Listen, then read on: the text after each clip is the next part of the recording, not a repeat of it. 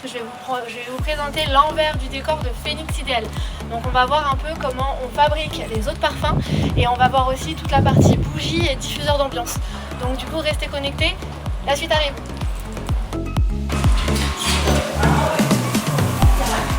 Alors aujourd'hui je vous présente Angélique. Donc, Angélique va nous montrer comment on crée les autres parfums. Renaissance pour elle et Renaissance pour lui. C'est parti. Nous avons la base parfumée qu'on a mélangée avec de l'alcool. On appelle ça un jus qu'on a mis du coup dans un bidon. Grâce à cette petite machine, on va remplir nos flacons grâce à une les tuyaux fonctionnent par pression d'air. Donc je mets le tuyau à l'intérieur du bidon et je vais pouvoir remplir le flacon.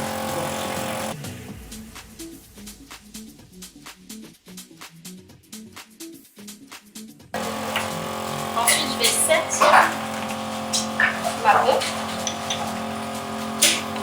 grâce à la sertisseuse. Je vais y mettre ce qu'on appelle une frette, donc un cache-pompe.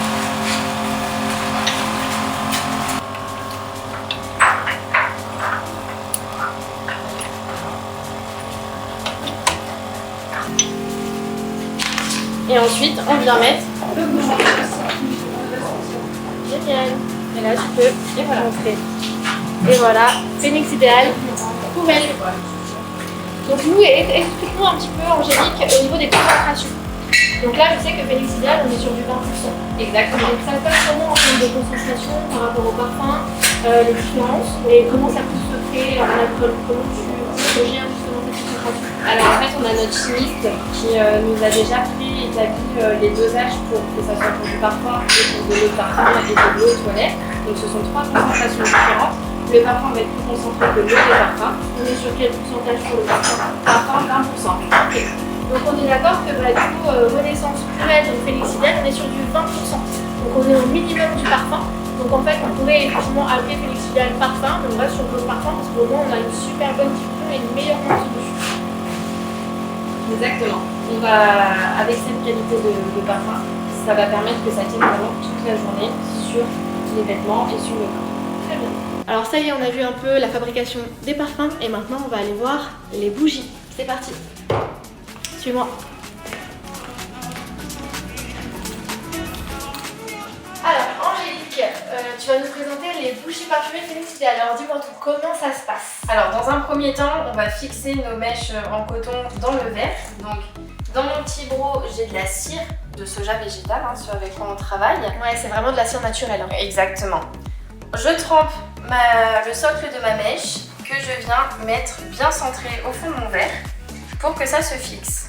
Et en fait, là, ça va prendre. La cire, elle a déjà figé. Ça va prendre et ça va bien bloquer la mèche et faire en sorte qu'elle tienne bien tout au long du roulage. Et on est d'accord, c'est de la mèche en coton. En coton, oui. Donc il n'y a pas de toxicité, il n'y a pas de fumée noire. Rien du tout. Génial. On est écolo avec Phoenix Ideal. Donc là on est d'accord que du coup toutes les senteurs qui sont mélangées avec la cire de soja, c'est fondu dans la masse, donc ça va vraiment, on va dire sentir, on va sentir vraiment l'odeur jusqu'au bout de la bougie. Ça va bien être mélangé, oui. Dans ma préparation, la cire et la base parfumée est mélangée entièrement, ce qui va permettre une diffusion totale du parfum tout au long de la consommation. D'accord. Donc là on est d'accord, c'est la senteur. La base parfumée. Très bien.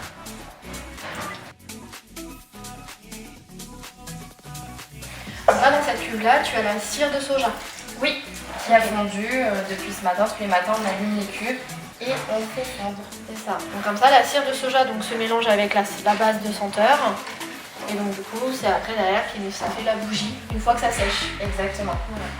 C'est notre petit mélange.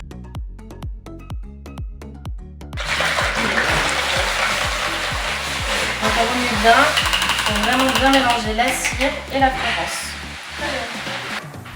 Ça sent bon en tout cas. C'est le mono ici là.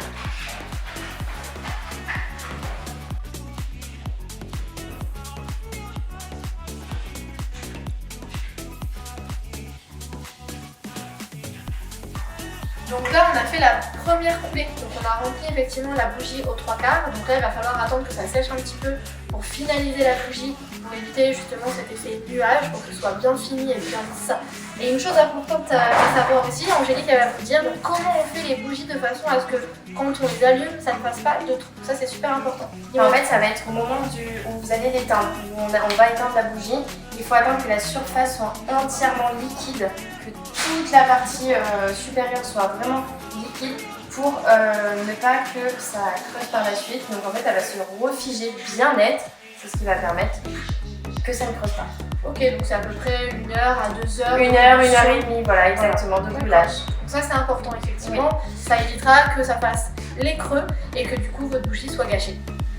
Et ne surtout pas couper les mèches aussi. Ça c'est important aussi. Parce que sinon on la coupe trop court et quand on va pour l'allumer, elle va se noyer en fait dans la bougie et après elle va s'éteindre et on aura tout perdu. Faut pas la couper du tout. Exactement. Ça marche, et bah merci Angélique.